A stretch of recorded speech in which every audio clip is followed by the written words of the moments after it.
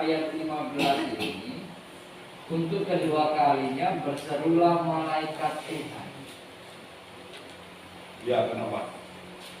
Tetapi kemudian pernyataan itu menyebutkan katanya gitu. Jadi kesan kalau ditangkap kalimat ini bukan Tuhan yang menyatakan itu, malaikat Tuhan. Benar enggak? Nah itulah statement yang kedua, itu ini katanya firman. Untuk kedua kalinya berserulah malaikat Tuhan dari langit kepada Abraham. Katanya. Berarti seperti mewakili gitu. Ya memang malaikat seringkali itu Tuhan itu menampakkan diri bisa seperti malaikat, seperti orang, seperti gambarannya itu.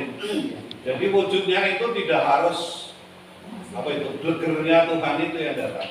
Tapi dia bisa berbicara lewat malaikatnya, menyampaikan wahyunya itu.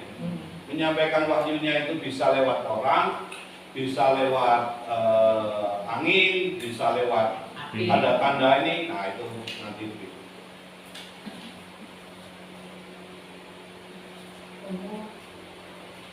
Ini suami istri nih tanya. Bagaimana dulu dekat-dekatan? Oh ya.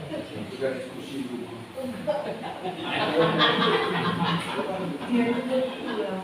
Ini tadi mau bilang waktu itu saat itu belum dikenal istilah nabi, bukan nabi. Tapi saya pernah membaca di kisah Abimelek itu, Abimelek kan mau beristri si Sarah. Itu dikatakan bahwa Abraham adalah seorang nabi. Ya bisa. Tetapi maksudnya nabi seperti zamannya Hosea, Amos, Hizkiel, nubuatnya itu belum ada di situ.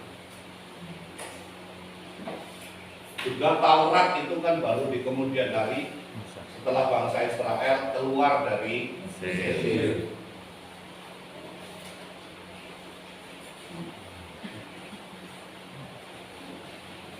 Jelas sampai di situ. Nanti yang Roma dan Galatia akan kita lihat terakhir. Ya.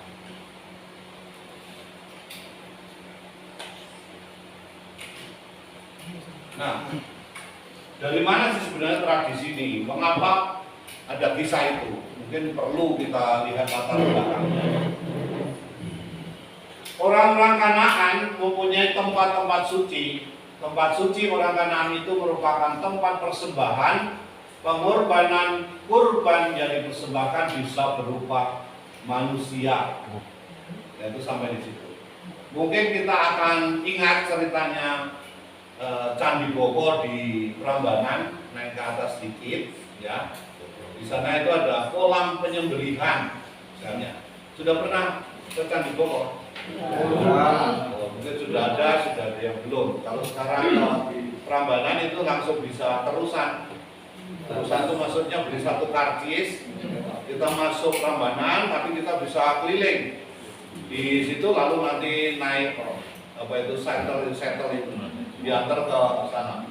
Dulu waktu zaman saya kuliah itu belum ada seperti yang sekarang itu candinya belum dibangun. Dulu hanya masih ada kolamnya, itu kolam yang dikatakan kolam penyembelihan orang itu, lalu sekarang sudah tertata sangat bagus sekali. Yang mau dikatakan apa?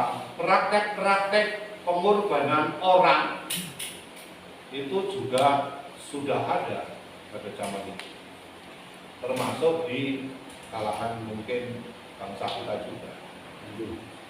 Dulu kalau orang bangun jembatan apa itu kan isu-isunya, hati-hati nanti ada culik, karena jembatan itu minta kepala berapa. Itu mungkin adalah sisa-sisa cerita di dalam masyarakat bahwa dulu ketika orang mau membangun sesuatu itu mempersembahkan.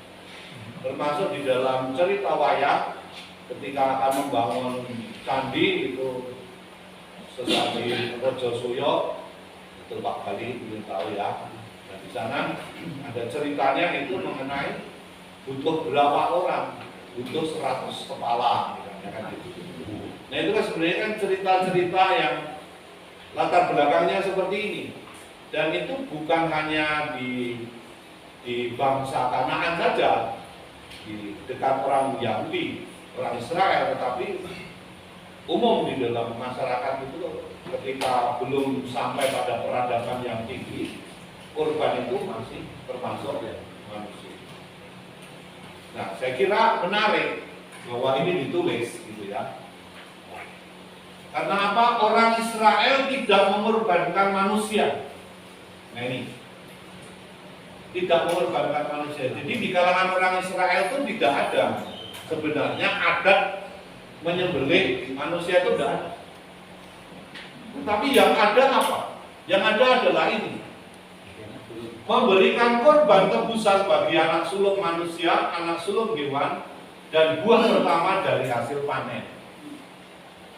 Jadi supaya tidak dikorbankan anaknya yang pertama itu, karena anak pertama, hewan pertama, panen pertama itu miliknya Tuhan. Supaya tidak dikorbankan, maka itu ditukar. Ditukar, ya, diganti. Maka disebut dengan tebusan. Ditebus. Jadi misalnya anak pertama harusnya dikorbankan, tetapi supaya dia tidak dikorbankan, orang tuanya membawa korban tebusan. Nah itulah yang terjadi. Bisa hewan, bisa umumnya adalah hewan. Nah kalau nyangkut itu berarti kan nanti kan kita lihat itu dulu. Itu dipraktekkan juga kadang-kadang orang Katolik gitu ya. Misalnya orang Katolik, oh gaji pertama. Nah gaji pertama itu bukan untuk jajan, tapi gaji pertama itu diberikan untuk mengucap syukur. Saya ingat itu ada anak Kompas, Kompas Gramedia, anaknya Pak Santo itu ketika dia gaji pertama pada tahun 95 itu membelikan saya jaket kulit. Itu dari gaji pertama dia. Nah, diberikan ke jaket kulit untuk saya.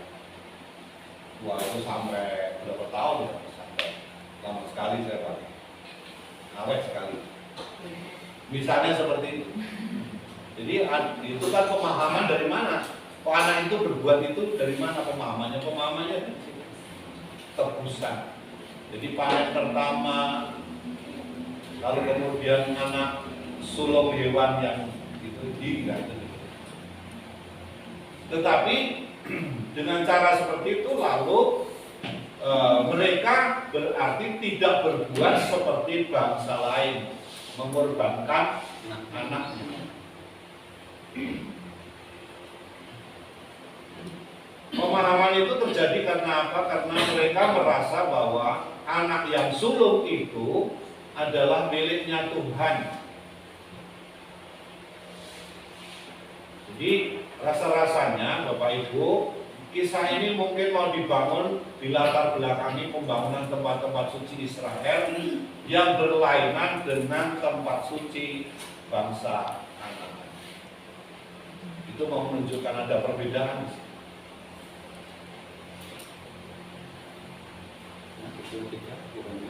Memang berkaitan dengan korban kamu ayat 7 dengan 13 itu anak domba yang kita pahami sekarang kan kita selalu mengatakan dengan anak domba ini kan dikatakan yang 13 itu kan melihat seekor anak domba yang tersangkut apa ya? Ya. Nah itu kan. Nah maka yang anak domba itu kan terus dijadikan pengganti korban itu ya. Ya. Ya kan?